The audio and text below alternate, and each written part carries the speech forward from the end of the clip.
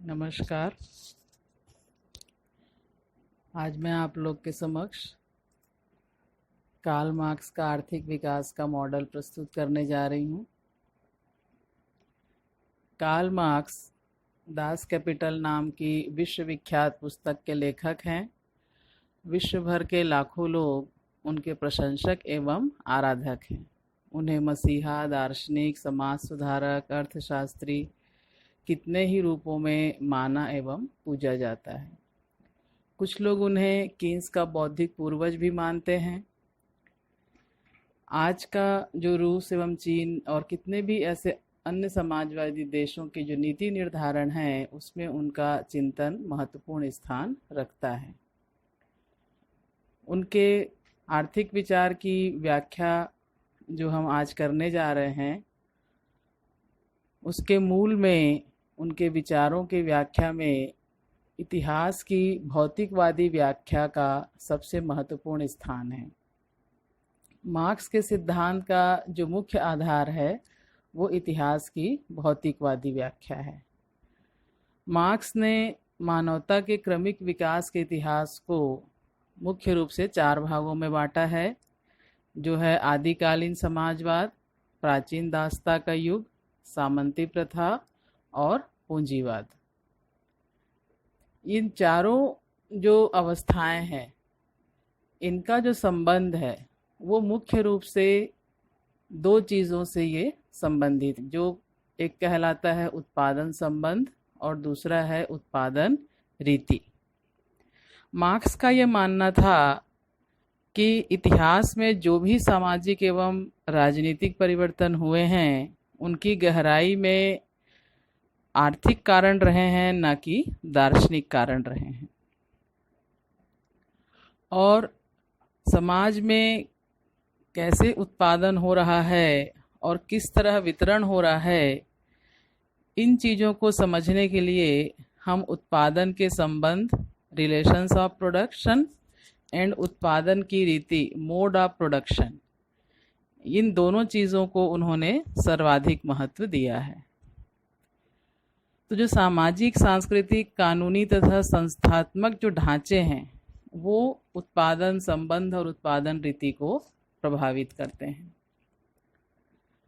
तो हम इन्हीं को ध्यान में रखते हुए उनके ये जो 4 उन्होंने भाग बताए हैं, आदिकालीन समाजवाद, प्राचीन दासता का युग, इनको हम बताएंगे कि इन अवस्थाओं में कौन कौन सी प्रक्रिया और अर्थव्यवस्था कैसे काम करती थी। तो जो आदिकालीन समाजवाद है वो एक वर्गहीन सामाजिक व्यवस्था थी, जिसमें श्रम विभाजन का एकमात्र स्वरूप शुरू में लिंग पर आधारित था। और इस व्यवस्था के आखिरी चरण में समाज ने पशुपालन, बागवानी आदि क्षेत्रों में विशिष्टता प्राप्त कर ली थी।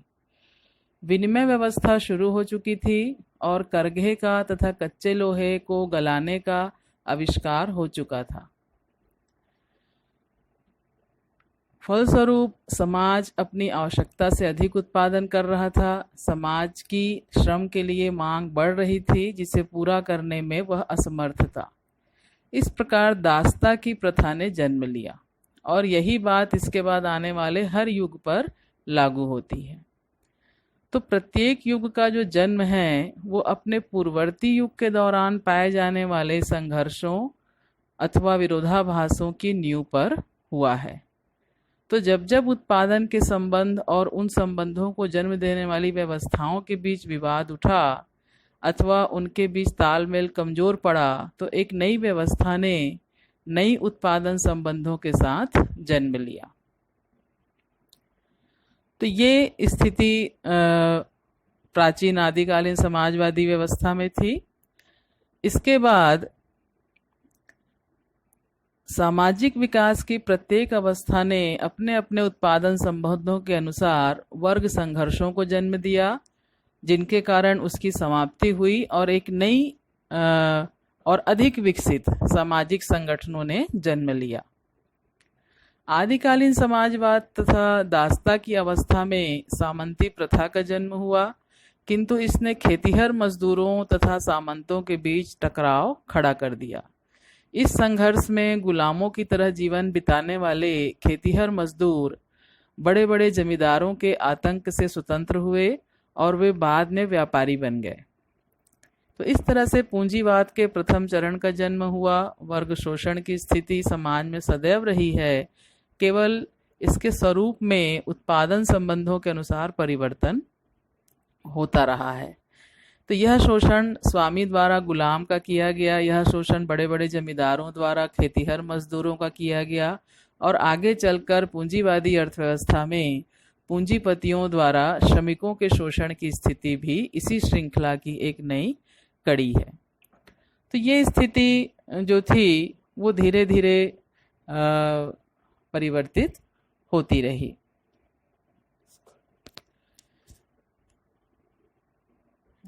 इसके पश्चात पूंजीवादी अर्थव्यवस्था में आर्थिक विकास के स्वरूप को समझने के लिए यह देखना जरूरी है कि उत्पादन संबंधों की आवश्यकताओं और पूंजीवादी अर्थव्यवस्था के बीच विद्यमान मूलभूत असंगतियां किस प्रकार जन्म लेती हैं। मार्क्स के आर्थिक विकास विश्लेषण का अध्ययन उनके अधिशेष मूल्य सिद्धांत को आधार मानकर किया जा रहा है। अधिशेष मूल्य सिद्धांत और अतिरेक मूल्य सिद्धांत एक ही है। यदि हम एक उसके उदाहरण से समझें तो अधिशेष मूल्य के संबंध में मार्क्स का मत था कि यदि हम किसी श्रमिक से 10 घंटे काम लेते हैं और उसको मान लीजिए हम 5 घंटे के श्रम का ही मूल्य मजदूरी के रूप में चुकाते हैं, और 5 घंटे के श्रम का मूल्य यदि श्रमिक स्वयं पूंजीपति स्वयं यदि लाभ के रूप में रख लेता है तो वो उसे मार्क्स अतिरेक मूल्य कहते थे। तो मार्क्स का जो अतिरेक मूल्य का सिद्धांत है वो श्रम लागत पर आधारित है, जिसे उन्होंने अपने विश्लेषण में महत्वपूर्ण स्थान दिया।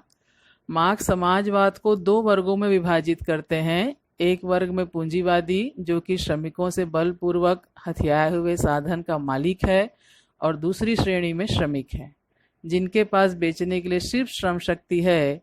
कुल उत्पादन के उस भाग को जो श्रमिकों को दी जाने वाली निर्वाह मजदूरी तथा उत्पादन में प्रयुक्त पूंजी के मूल्य से अधिक होता है। मार्क्स ने अधिशेष मूल्य की संज्ञा दी है। तो मार्क्स के अनुसार अधिशेष मूल्य श्रम के कारण उत्पन्न होता है। यह केवल श्रम की ही विशेषता है कि इसे उत्पादन में प्रयोग करने पर कुल उत्पादन में इसके मूल्य से अधिक वृद्धि होती है। मार्क्स ये मानते थे कि स्थिर पूंजी में अधिशेष मूल्य सृजित करने का शक्ति नहीं होता है। इसके पश्चात मार्क्स की जो उत्पादन योजना है उसमें उन्होंने कुल उत्पादन के 3 घटक बताए हैं, अर्थात कुल उत्पादन को हम 3 भागों में बांट सकते हैं, जिसमें परिवर्ती पूंजी, स्थिर पूंजी और अधिशेष मूल्य। परिवर्ती पूंजी जिसको हम वेरिएबल कैपिटल भी कहते हैं, स्थिर पूंजी कांस्टेंट कैपिटल है, अधिशेष मूल्य जो है वो सरप्लस वैल्यू है। तो इस प्रकार जो कुल उत्पादन का मूल्य है वो C+V+S के बराबर है। इन घटकों के माध्यम से मार्क्स ने कुछ प्रमुख दरों या अनुपातों की भी चर्चा की है, जो इस प्रकार है। पहला हम देखेंगे अनुपात S/V अधिशेष मूल्य की दर को प्रदर्शित करता है। यह दर श्रमिकों की शोषण सीमा की परिचायक है। मार्क्स इसे इकाई के बराबर मानते हैं, यानी जितना हमारा वेरिएबल कैपिटल का वैल्यू होगा उसी के बराबर हमारा सरप्लस वैल्यू भी होगा। तो ये S/V है। दूसरा है उत्पादन लागत में केवल श्रम लागत ही नहीं बल्कि स्थिर पूंजी भी सम्मिलित होता है, इसलिए लाभ की दर के लिए S/V ही नहीं बल्कि S/C+V को लाभ दर ज्ञात करने के लिए उपयोग किया जाता है। जैसे हम सभी जानते हैं, यहाँ हमने ऊपर देखा C+V+S, ये कुल उत्पादन का मूल्य होता है। तो इसमें स्थिर पूंजी की भी भूमिका होती है, इसलिए लाभ दर में हम C को इग्नोर नहीं कर सकते। तो C+V दोनों इसमें लिया गया है लाभ की दर को ज्ञात करने के लिए। और तीसरा है मार्क्स स्थिर पूंजी एवं परिवर्ती पूंजी के अनुपात C/V का प्रयोग करते हैं, जिसे वे पूंजी की शारीरिक संरचना की संज्ञा देते हैं। पूंजी की शारीरिक संरचना को हम ऑर्गेनिक कॉम्पोजिशन ऑफ कैपिटल भी कहते हैं। तो यह जो अनुपात होता है वो प्रति श्रमिक उपकरणों एवं कच्चे माल के प्रयोग का सूचक होता है।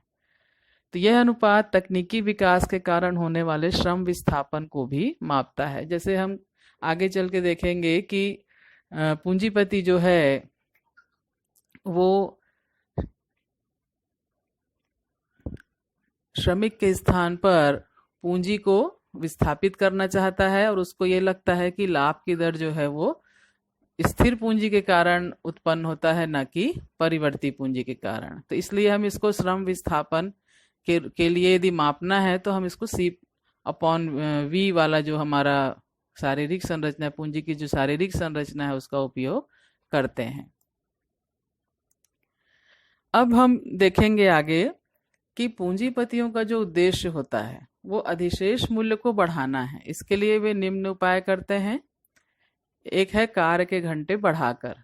कार्य के घंटे बढ़ाकर का मतलब है कि आमतौर पर जैसे किसी फैक्ट्री में मान लीजिए श्रमिकों से 8 घंटे काम लिया जाता है, तो उसको बढ़ा के यदि पूंजीपति 10 घंटे कर दे, 12 घंटे कर दे, ताकि अधिक से अधिक उसको अतिरिक्त मूल्य प्राप्त हो, तो इस विधि को वो अपनाना चाहता है। लेकिन ये लंबे समय तक नहीं चल सकता, क्योंकि यदि आप अधिक कार्य किसी श्रमिक से कराएंगे तो धीरे धीरे उसकी कार्य क्षमता में कमी आएगी, स्वास्थ्य उसका प्रभावित होगा, जिससे पूंजीपति इस तरीके को ज़्यादा समय तक नहीं अपना सकता। फिर दूसरा तरीका है मजदूरी को निर्वाह स्तर से कम करके।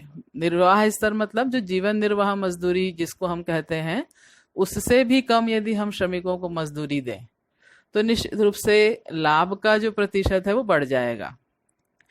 लेकिन यहाँ पर इसमें भी पूंजीपति ज़्यादा सफल नहीं हो पाता, क्योंकि यदि आप मजदूरों को बहुत कम मजदूरी देंगे, निर्वाह स्तर वैसे भी कम दर होता है मजदूरी का, उससे भी यदि कम आप मजदूरी देते हैं तो वो भी लंबे समय तक कारगर सिद्ध नहीं हो सकती, क्योंकि यदि आप बहुत कम मजदूरी देंगे तो उससे भी उनका जीवन स्तर प्रभावित होगा, उनका रहन सहन, खान पान, इससे भी उनका स्वास्थ्य प्रभावित होगा और मजदूरों में एक असंतोष उत्पन्न होगा। तो ये तरीका भी पूंजीपति ज़्यादा लंबे समय तक नहीं अपना सकता। फिर तीसरा तरीका है श्रमिकों की उत्पादकता में वृद्धि करके। ये जो तरीका है उसको पूंजीपति जो है वो ज़्यादा सफलतापूर्वक अपनाता है, क्योंकि उत्पादकता में तभी वृद्धि होती है जब नए जब आविष्कार होते हैं, तो उन आविष्कारों का या नई तकनीकें आती हैं किसी भी वस्तु के उत्पादन करने के लिए, तो जब हम उन तकनीकों का उपयोग करते हैं तो उससे श्रमिकों की प्रोडक्टिविटी बढ़ती है, और नेचुरली जब श्रमिकों की प्रोडक्टिविटी बढ़ेगी तो अतिरिक्त मूल्य भी बढ़ेगा और पूंजीपति को इससे लाभ प्राप्त होगा। और इसी कारण जब नई तकनीकों का उपयोग करके जब पूंजीपति अधिक लाभ कमाता है तो उसे ये लगता है कि वो पूंजी का उपयोग करने के कारण उसको लाभ मिल रहा है। तो ये एक तरीका जो होता है जिसको पूंजीपति लंबे समय तक अपना सकता है। तो ये 3 प्रमुख तरीके हैं जिससे पूंजीपति जो है वो अतिरिक्त मूल्य को बढ़ा सकता है।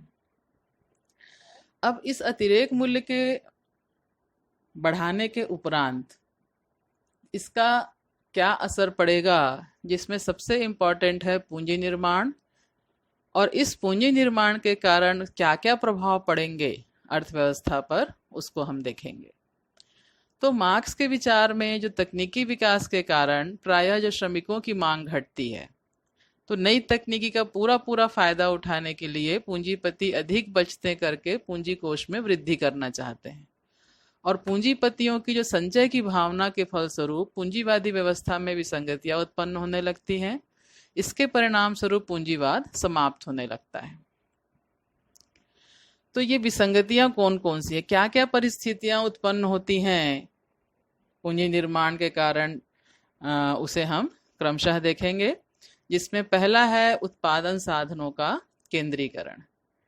उत्पादन साधनों का केंद्रीकरण से तात्पर्य है कि जब कोई पूंजीपति किसी पदार्थ के उत्पादन की बेहतर तकनीक का आविष्कार करता है तो उस पदार्थ की उत्पादन लागत में तुरंत कमी आ जाती है, लेकिन उसकी कीमत वही रहती है। तो पूंजीपति इस उसी कीमत पर बाजार में अधिक उत्पादन बेच सकता है, और यह लाभ पूंजीपति को थोड़े समय के लिए ही मिल सकता है, क्योंकि धीरे धीरे अन्य पूंजीपति भी आविष्कार करने लगते हैं या जो उस आविष्कार का उपयोग करने लगते हैं, तो उसका प्रभाव उत्पादन में वृद्धि के रूप में देखने में आता है और परिणाम स्वरूप कीमतों में कमी होने लगती है। तो जो बड़े पूंजीपति हैं वे तो प्रतिस्पर्धा में टिक पाते हैं, किंतु जो छोटे पूंजीपति हैं वो बाजार से बाहर हो जाते हैं। तो ये एक नई समस्या आती है कि जो छोटे पूंजीपति हैं वो धीरे धीरे श्रमिक वर्ग में भी शामिल होने के लिए मजबूर हो जाते हैं, और जो बड़े बड़े पूंजीपति हैं वही मार्केट में टिक पाते हैं। तो इसलिए हम इसको कह सकते हैं उत्पादन साधनों का केंद्रीकरण। मतलब इससे एक प्रकार से एकाधिकारी जो मार्केट है वो ज्यादा डेवलप होने की संभावनाएं दिखती हैं। इसके बाद जो दूसरी स्थिति है वो है श्रमिकों की दुर्दशा। श्रमिकों की दुर्दशा क्यों होने लगती है? जैसे कि इसके पहले भी हमने देखा कि पूंजी निर्माण तथा श्रम बचाओ तकनीक के कारण श्रमिकों की परिस्थितियों में भारी गिरावट आती है। कितने ही श्रमिक जो हैं वो उनकी जीविका नष्ट हो जाती है, श्रमिक बेरोजगार हो जाते हैं, और आरक्षित सेना यानी कि बेकार लोगों की श्रेणी का आकार बढ़ जाता है, और इससे श्रमिकों के जो हालात है वो दिन प्रतिदिन बिगड़ते चले जाते हैं। तो जैसे कि इसके पहले भी हमने चर्चा की थी कि जब नई तकनीक आएगी तो वो निश्चित रूप से श्रमिकों को प्रतिस्थापित करेगी। पूंजीपति ये सोचता है कि वो ज़्यादा नई तकनीक यूज़ करके, स्थिर पूंजी यूज़ करके वो प्रोडक्शन में वृद्धि कर सकता है और अधिक लाभ कमा सकता है, इसलिए वो श्रमिकों को काम से हटाते जाता है, जिससे श्रमिकों में बेरोजगारी उत्पन्न होती है, और एक औद्योगिक रक्षित सेना, इसको हम आरक्षित सेना भी कहते हैं, वो निर्मित होने लगती है। और उसमें जो श्रमिक बेरोजगार होते हैं वो उसमें सम्मिलित हो जाते हैं, जो पूंजीपति जो मार्केट से आउट हो जाते हैं वो उसमें सम्मिलित हो जाते हैं। इस तरीके से ये जो आरक्षित सेना है या औद्योगिक रक्षित सेना है उसका आकार दिन प्रतिदिन बढ़ने लगता है, और यही फिर आगे वर्ग संघर्ष जब होता है तो इनकी भूमिका बहुत महत्वपूर्ण होती है। इसके बाद स्थिति निर्मित होती है घटती हुई लाभ की दर। घटती हुई लाभ की दर जो है उसको हम आगे देखेंगे। जैसे पूंजी के जो विस्तार है और उसकी जो शारीरिक संरचना में वृद्धि के कारण लाभ की दर में कमी आने लगती है, और मार्क्स के अनुसार लाभ की दर जो है आर, जिस आर से हम इसको संबोधित करेंगे, वो स्थिर और परिवर्ती पूंजी पर प्राप्त होने वाले प्रतिफल की दर के बराबर होती है। लाभ की दर के लिए एक फॉर्मूला है R बराबर S upon C plus V। यहाँ पर S यानी अतिरेक मूल्य और C स्थिर पूंजी है और V जो है वो परिवर्तनशील पूंजी है। ये तीनों जो है यहाँ पर फॉर्मूला में आप देख रहे हैं। तो चूंकि शोषण की दर को हम S डैश से भी प्रदर्शित कर सकते हैं, S अपॉन वी। हमने इधर अतिरेक मूल्य की जब चर्चा की थी तब भी हमने उसका फॉर्मूला S अपॉन वी ही बताया था, आपको याद होगा। यानी S is equal to S dash V. अतः S की जगह हम S डैश वी भी रख सकते हैं। तो ये रखने पर जो R बराबर S dash V upon C plus V भी हम रख सकते हैं। ये इस सूत्र की जगह हम ये सूत्र भी यूज कर सकते हैं। तो उपर्युक्त साम्य से स्पष्ट है कि लाभ की दर जो R है वो शोषण की दर S अपॉन वी में वृद्धि होने पर बढ़ती है, और पूंजी की शारीरिक संरचना C upon C plus V, मतलब जहां पूंजी ज्यादा यूज हो रहा है और श्रमिक कम यूज हो रहे हैं, मजदूर, तो उसकी वृद्धि से घटती है। तो इस कंसेप्ट को हम एक उदाहरण के द्वारा समझते हैं। यहाँ उदाहरण में आप देख रहे हैं कि माना कि कुल पूंजी C, कैपिटल C से हम इसको शो करेंगे, 15,000 है। स्थिर पूंजी जो स्मॉल सी से हम शो कर रहे हैं 12,000 है, और स्मॉल वी ये परिवर्ती पूंजी है 3,000। तो ऐसी स्थिति में जो लाभ की दर है आर, ये 3,000 बटे 15,000 मतलब 20% है। तो ध्यान रहे S is equal to V, मतलब ये दोनों बराबर होते हैं।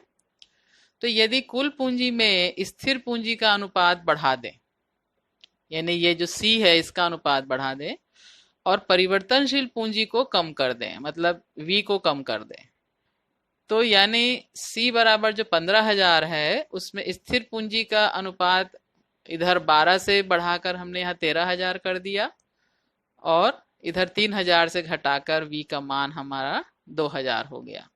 तो इसका क्या रिजल्ट आएगा, तो लाभ की दर की क्या स्थिति होगी, तो R इज इक्वल टू क्या हो जाएगा 2,000 बटे 15,000। तो ये जो पहले जो 20% दिख रहा था ये कम होकर कितना हो गया 13.33% हो जाएगा। मतलब हमने यदि V का वैल्यू कम कर दिया तो हमको लाभ की दर भी कम प्राप्त होगी, ये मार्क्स ने सिद्ध किया। और यदि कुल पूंजी में स्थिर पूंजी का अनुपात घटा दें, मतलब C का अनुपात, और परिवर्तनशील पूंजी का बढ़ा दें, तो क्या स्थिति बनेगी, तो यानी जो 15,000 जो टोटल कैपिटल है उसमें स्थिर पूंजी 11,000 स्मॉल सी का वैल्यू, और परिवर्ती पूंजी V का वैल्यू यदि 4,000 कर दें तो क्या होगा, तो लाभ की दर क्या हो जाएगी R बराबर 4,000 बटे 15,000, और इसका मान आ गया 26.66%। तो यहां हम देख रहे हैं कि जो 20% लाभ की दर जो था पहली स्थिति में, उसमें यदि हमने V को कम किया तो लाभ की दर कम हो गई, और V को बढ़ाया तो लाभ की दर बढ़ गई। तो मार्क्स ये मानते थे कि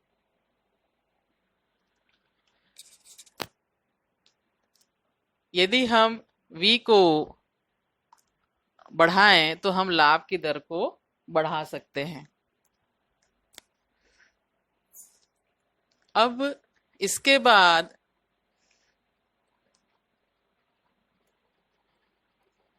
अति उत्पादन। अति उत्पादन की जो स्थिति है वो क्या होगी, तो मार्क्स के अनुसार पूंजी निर्माण की जो निरंतर होड़ के कारण अर्थव्यवस्था की जो उपभोग क्षमता है तथा उसकी अत्यंत विकसित उत्पादन क्षमता के बीच अंतर बढ़ता जाता है। तो श्रमिकों की जो उपभोग क्षमता है उसकी गरीबी के कारण और पूंजीपति की उपभोग क्षमता पूंजी संचय के कारण कम होती है। हम सभी जानते हैं कि जो पूंजीपति है वो अधिक उत्पादन करना चाहता है अधिक लाभ की आशा में, और उसके कारण वो अधिक से अधिक पूंजी संचय करता है जिससे उसकी उपभोग क्षमता नेचुरली कम रहती है। और श्रमिकों की चूंकि आय कम होती है इसलिए भी वो मांग कम करते हैं। इसलिए दोनों तरह से जब मांग कम होने लगती है तो जो अति उत्पादन है वो स्थिति निर्मित होती है, मतलब जितना प्रोडक्शन हुआ है उस प्रोडक्शन को खपा नहीं सकता पूंजीपति जो है। और यही जो अति उत्पादन का कंसेप्ट है वो कालांतर में जाके कीन्स ने अपने एम्प्लॉयमेंट थ्योरी में इसको बेस के रूप में काम किया, और इसी ओवर प्रोडक्शन के कारण उनका जो एम्प्लॉयमेंट थ्योरी जो उन्होंने बनाया उसमें उन्होंने अति उत्पादन को एक महत्वपूर्ण कारण माना। अब इसके बाद पूंजीवाद के बचाव के मार्ग, तो विदेशी व्यापार और उपनिवेशीकरण। मार्क्स ने ये माना था कि पूंजीवाद को बचाने के लिए जो पूंजीपति है वो विदेशी व्यापार का मार्ग अपनाता है। तो विदेशी व्यापार का एक महत्वपूर्ण स्थान तो है ही, और ये विस्तृत बाजार संभावनाएं भी उत्पन्न करता है। और पूंजीवादी देश जो है वो निर्धन देशों में अपने औपनिवेशिक आधार बनाने और मजबूत करने की कोशिश करते हैं, इसमें वो बहुत हद तक सफल भी होते हैं। तो हम सभी जानते हैं कि कितना, मतलब जब ओवर प्रोडक्शन जब बहुत ज़्यादा हो जाता है तो उसको बेचने की समस्या खड़ी होती है, और उसके लिए वो विदेशी व्यापार का रास्ता अपनाते हैं। और हम सब इस बात को अच्छी तरह जानते हैं कि हमारे यहाँ जो ईस्ट इंडिया कंपनी आई थी वो व्यापार करने ही आई थी, और उस व्यापार के दौरान जैसे ही हम उनके उसमें शामिल हुए, उनके व्यापारिक गतिविधियों में, फिर धीरे धीरे अंग्रेजों ने अपना उपनिवेश यहाँ पर बना लिया और हम लगभग 200 वर्षों तक उनके गुलाम रहे। तो ये एक स्थिति निर्मित होती है उपनिवेश बनाने की, और यही स्थिति जो है वो पूंजीवाद को बचाने के लिए कोशिश की जाती है। इसके बाद पूंजीवाद का पतन। तो मार्क्स का मत है कि विदेशी व्यापार उपनिवेशीकरण से पूंजीवादी व्यवस्था की असंगतियां कुछ समय के लिए टल सकती हैं, किंतु हमेशा के लिए समाप्त नहीं हो सकती।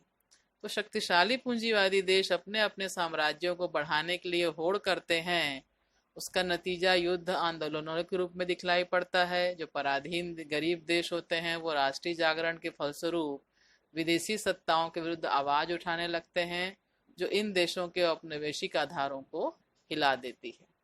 तो पूंजीवादी जो निजी संपत्ति के अवसान की घंटी बज जाती है। तो इस प्रकार अंत में पूंजीवाद अपनी ही असंगतियों के बोझ तले दबकर नष्ट हो जाता है।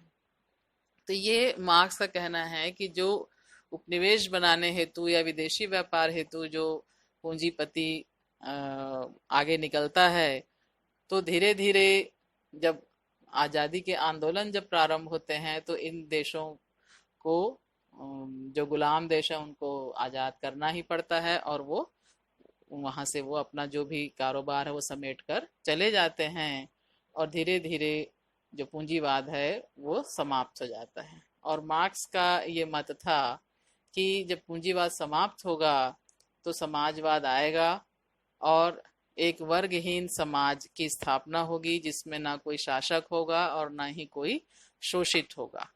ये उनकी कल्पना थी।